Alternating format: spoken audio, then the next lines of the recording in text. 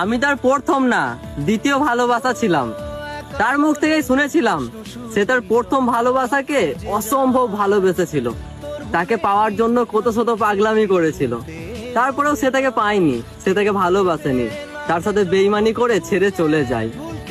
তার মুখ থেকে এসব শুনে আমি বলেছিলাম যে এতটা ভালোবাসার পরেও একটা মানুষ কিভাবে ছেড়ে চলে যেতে পারে। তার প্রাক্তনের প্রতি এত ভালোবাসা দেখে সেদিনই আমি তার প্রেমে পড়ে গেছিলাম, আমি তাকে ভালোবেসে ফেলেছিলাম। আর ভেবেছিলাম যে যে তাকে ভালোবাসেনি তাকে যদি সে এতটা ভালোবাসতে পারে, তাহলে যে তাকে ভালোবাসবে তাকে সে কতটা ভালোবাসতে পারে। তবে আমি ভুল ছিলাম।